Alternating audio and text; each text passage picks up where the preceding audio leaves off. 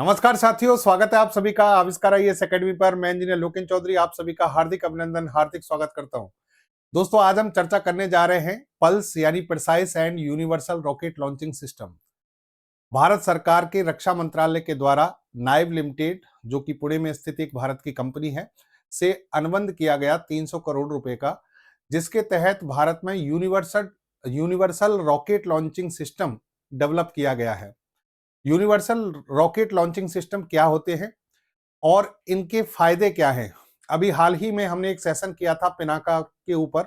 Pinaka एलआरजीआर long range जो guide rocket system Bharat ने develop किया।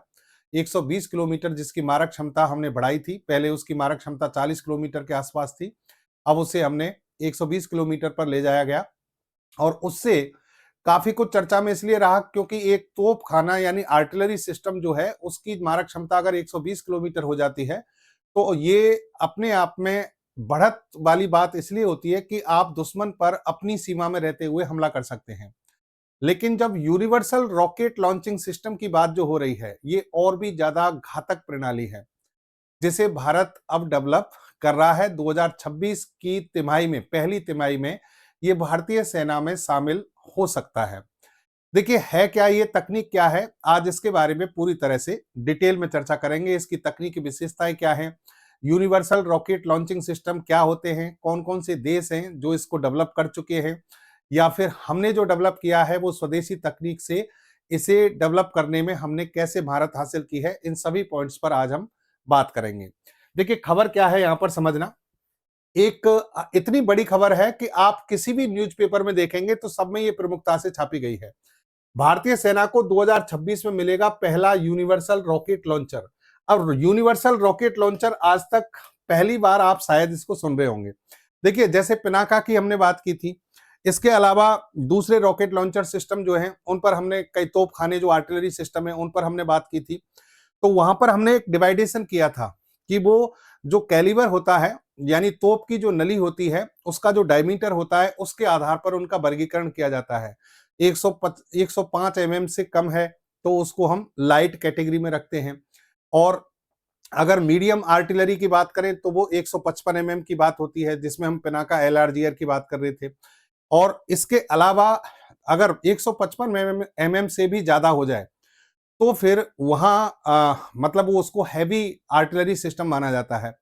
लेकिन अगर आप कल्पना कीजिए कि एक ऐसी लॉन्चिंग प्रणाली जिसे हम यूनिवर्सल लॉन्चिंग सिस्टम कह रहे हैं, एक ऐसी लॉन्चिंग प्रणाली जिससे किसी भी प्रकार के रॉकेट लॉन्चर, जो मैंने 3 कैटेगरी बताई हैं, अगर तीनों को एक ही सिस्टम से लॉन्च करना संभव हो जाए तो फिर उस सेना के पास ये बहुत ज्यादा तकनीकी बढ़त हासिल हो जाती है। यानी भारतीय सेना के पास में यूनिवर्सल रॉकेट लॉन्चिंग सिस्टम जो बनने जा रहा है, इसका मतलब यह है कि किसी भी डायमीटर, किसी भी कैलिबर का जो तोप की जो नली है या फिर उसके जो गोले हैं, उनको रॉकेट लॉन्चर जो है उनको लॉन्च करने की जो क्षमता है वो हम यहां पर डेवलप कर सकते हैं।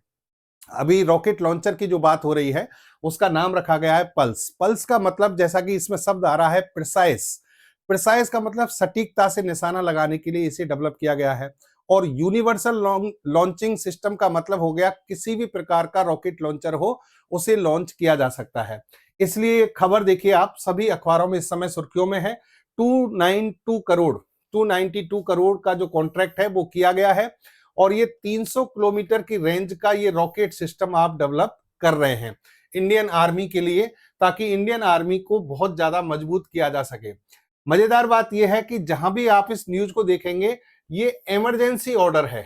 इमरजेंसी ऑर्डर का मतलब है दोस्तों कि आपातकाल में इसे खरीदा गया है। अब आपातकाल का मतलब क्या हुआ? इसका मतलब यह है कि भारतीय सेना ये बात समझ चुकी है कि हमें युद्ध के लिए हर समय तैयार रहना है, जल्द से जल्द पूरी तैयारी कर लेनी है। उसका कारण आज वैश्विक स्तर पर जो माहौल है, जैसा कि आप देख रहे हैं, अमेरिका ने वेनेजुएला पर अटैक करके उस वेनेजुएला को अपने कब्जे में ले लिया है।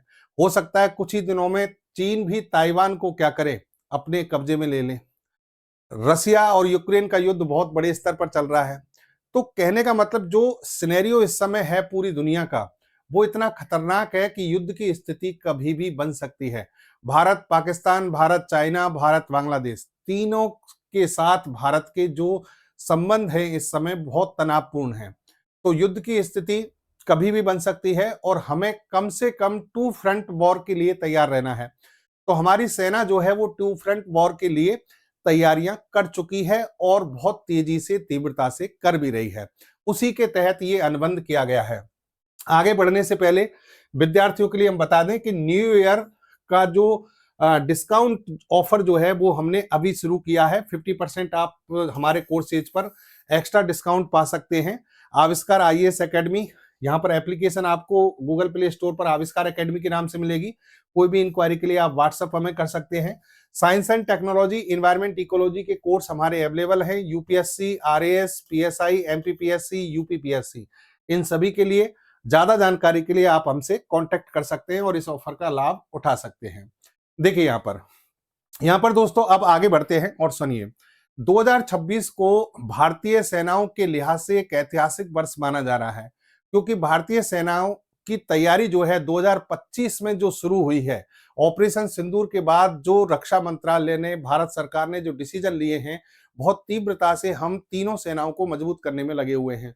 2025 में हमने बहुत कुछ किया, लेकिन 2026 में इससे ज्यादा होने वाला है। तो इसे हम ऐतिहासिक वर्ष मान सकते हैं। डिफेंस के क्षेत्र में बहुत बड़े डिसीजन लिए जाएंगे। यहाँ पर देखिए, हमारी जो सेनाएं हैं उनके पास में जो ओल्ड वेपन्स हैं, पुराने हथियार जो हैं, उन सभी के स्थान पर हम लेटेस्ट टेक्नोलॉजी, मॉडर्न वेपन्स जो हैं और बहुत ज्यादा घातक हथियार जो है उनको लाना चाहते हैं और एक लेथल फोर्स जो है वो डेवलप करना चाहते हैं, यानी एक ऐसी घातक फोर्स जो दुश्मन को पूरी तरह से तहस-नहस कर सके, दुश्मन के हर प्रयास को, दुश्मन की हर कोशिश को नाकाम और नष्ट कर सके। इसी के तहत मिनिस्ट्री ऑफ डिफेंस और नाइव लिमिटेड पुणे, इन दोनों के बीच एक अनुबंध किया गया। 292.69 करोड़ का ये अनुबंध है और फास्ट ट्रैक यानी आपातकालीन खरीद की गई है। ये आम इमरजेंसी प्रोक्योरमेंट है। सेना की युद्धक तैयारियों के लिए तुरंत प्रभाव से 300 करोड़ रुपए के इक्विपमेंट यहां पर परचेज करने की बात कही गई है। इसका खुलासा जो है पहले अखबारों में नहीं छपा था, अब तो सारे न्यूज़पेपर्स में आ चुका है। इसका सबसे पहले खुलासा हुआ सेबी के माध्यम से। सेबी आपको पता है भारत की क्या है, एक शेयर बाजार की नियामक संस्था है। इसके द्वारा जो नाइव लिमिटेड पुणे जो कंपनी है जो कि इसमें रजिस्टर्ड है, उसके 300 करोड़ का एक परचेजिंग सरकार के साथ दिखाई गई, तो उससे पता लगा कि यहाँ कुछ ऐसा हुआ है और उसको फिर बाद में रक्षा मंत्रालय ने डिस्क्लोज कर दिया और सभी अखबारों में ये इस समय छपा हुआ है। अब देखिए, पल्स जो सिस्टम है, पल्स उसको समझिए, precise and universal launching system. इसका मतलब है कि हम एक ऐसा universal rocket launching system develop कर रहे हैं जो पूरी तरह सटीकता से निशाना लगा सके। इसकी सार्वभौमिक क्षमता ये बताती है कि इसमें हर प्रकार का रॉकेट लॉन्चर यूज किया जा सकता है। अलग अलग रॉकेट लॉन्चर के लिए अलग अलग प्रणाली डेवलप करने की जरूरत नहीं है। यह इजराइल का एक सिस्टम है, बहुत महत्वपूर्ण, एल्विट सिस्टम, उससे प्रेरित है, उसी की तर्ज पर इसे डेवलप किया गया है। पल्स तो इसका तकनीकी विश्लेषण के आधार पर नाम है, लेकिन इसका भारतीय संदर्भ में नाम क्या रखा जाएगा? सूर्या। ये प्रस्तावित नाम है, अभी तक इसको डिस्क्लोज नहीं किया गया। मतलब डिस्क्लोज का मतलब है कि एक तरीके से आधिकारिक रूप से दिया नहीं गया है, बताया गया है कि हम इसका नाम क्या रखेंगे, सूर्या, जो कि सूर्य और प्रकाश यानी शक्ति और प्रकाश का प्रतीक है। ये भारत की एक रणनीतिक पहचान को दिखाएगा। यहां पर देखिए आप कि आप मॉड्यूलर डिजाइन यानी लेटेस्ट जो डिजाइन है वो डेवलप करेंगे और उसके तहत जरूरत के हिसाब से इसमें सभी प्रकार के रॉकेट लॉन्चर को कॉन्फ़िगर किया जा सकता है और सभी प्रकार के रॉकेट और मिसाइलों को दागने में सक्षम ये सिस्टम हमने डेवलप किया है। यानी इसमें हमने बहुत ज्यादा फ्लेक्सिबिलिटी रखी है, इस तरीके से इसको डिजाइन किया है कि किसी भी प्रकार का रॉकेट लॉन्चर हो उसका उपयोग किया जा सके। दोस्तों, एक चीज मैं आपको बता दूं कि 300 किलोमीटर की जब रेंज की बात आती है ना, तो 300 किलोमीटर की रेंज के लिए जनरली मिसाइलों का उपयोग किया जाता है। रॉकेट लॉन्चर हमेशा कम डिस्टेंस के लिए होते हैं, 50 किलोमीटर, 40 किलोमीटर, लेकिन हमने rocket multi barrel rocket launcher system Pinaka को 120 किलोमीटर पर पहुंचा दिया। और अब हम जब यूनिवर्सल रॉकेट लॉन्चिंग सिस्टम की बात कर रहे हैं तो 300 किलोमीटर तक इसकी मारक क्षमता को बढ़ा रहे हैं। यानी जो काम मिसाइलें करती हैं जिनकी कीमतें बहुत ज्यादा हैं, उसको अब हम रॉकेट लॉन्चर से कर सकते हैं।